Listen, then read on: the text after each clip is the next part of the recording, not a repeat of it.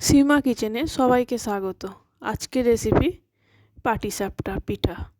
তো পাটিসাপটা এইভাবে বানালে একটাও ফাটবে না। তাহলে দেখা যাক আজকের রেসিপি। তো পাটিসাপটার জন্য এখানে আমি 2 কাপ চালের গুঁড়ো নেব। অবশ্যই আতপ চালের গুঁড়ো নিয়েছি এটা আমি। আর এখানে নেব 1/2 কাপ সুজি, আর নেব 1 কাপ ময়দা। পরিমাণ মতো সামান্য একটু লবণ দেব, আর এখানে 2 চামচ চিনি দিয়ে ভালো করে মিশিয়ে নেব।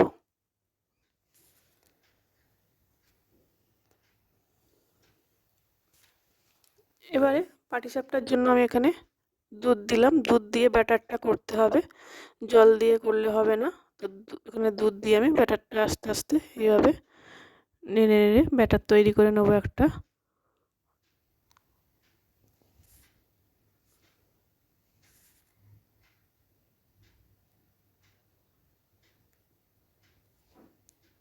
তো এইভাবে একটা স্মুথ ব্যাটার তৈরি করে নিয়েছি। আমার এখানে 500 গ্রাম দুধ লেগেছে। দুধ দিয়ে এইভাবে ব্যাটারটা তৈরি করে নিয়েছি। বেশি পাতলা করলেও হবে না, এইভাবে ঠিক একটু ঘন ঘন টাইপের রাখতে হবে। বেশি পাতলা করলে তাহলে পাটিসাপটাটা আর উঠবে না পরে।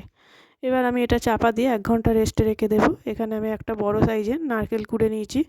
এবার নারকেলটাকে মিক্সিং জারে দিয়ে একটা মিহি পেস্ট বানিয়ে নেব। তাহলে নারকেলের যে ছিবড়া ছিবড়া সেটা আর গালে পড়বে না। এইভাবে মিহি করে আমি পেস্টটা বানিয়ে নিয়েছি।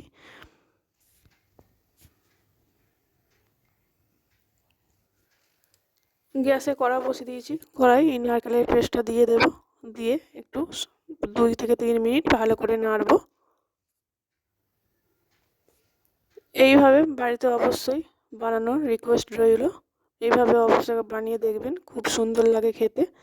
আবার ক্ষীর দিয়েও হয়, ক্ষীর দিয়েও করতে পারেন। তো এইভাবে নারকেলের পুর দিয়ে একবার করে দেখবেন। নারকেলটা কিছুক্ষণ ভাজার পর আমি এখানে খেজুরের গুড় নিয়েছিলাম 200 গ্রাম। গুড়টা সবটাই দিয়ে দেব।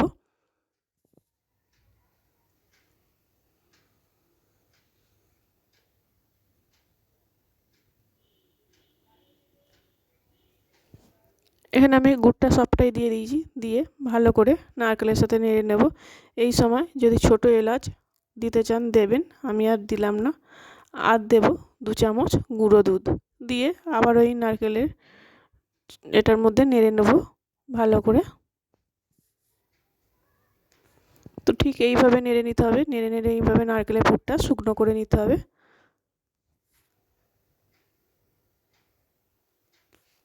এবার আমি নামিয়ে রেখে দেব। এখানে একটা ননস্টিকের চাটু বসিয়ে দিয়েছি। ননস্টিকের চাটুতে করলে তাহলে পাটিসাপটাগুলো লেগে যাবে না। তো এইভাবে আমি চাটুটা গরম হয়ে গেলে ওপরে আমি তেল বুলিয়ে নেব। নিয়ে 1 চামচ করে ব্যাটার দিয়ে রুটির মতো করে গোল করে নেব।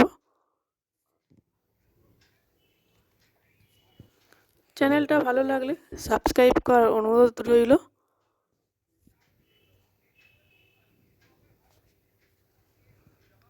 এবার যে নারকেলের পুরটা বানিয়ে রেখেছিলাম সাইড দিয়ে কিছুটা নিয়ে এইভাবে দিয়ে দেব।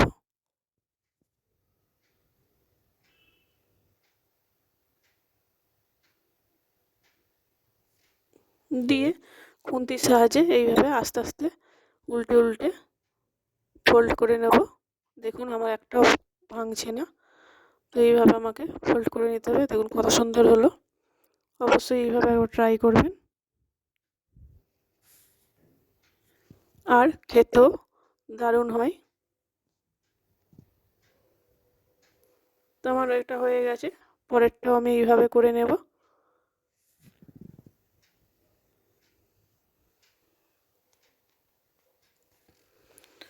আর এই শীতকালে পাটিসাপটাটা খেতে খুবই ভালো লাগে।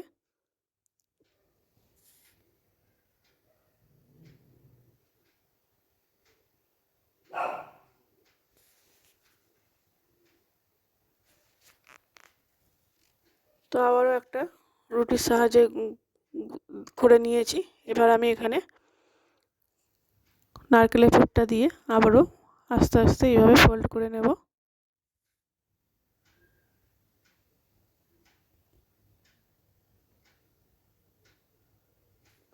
রেসিপিটা কেমন লাগলো কমেন্ট করে জানাতে পারেন। আবারও চলে আসবো নতুন কোনো রেসিপি নিয়ে। সুস্থ থাকবেন, সাবধানে থাকবেন।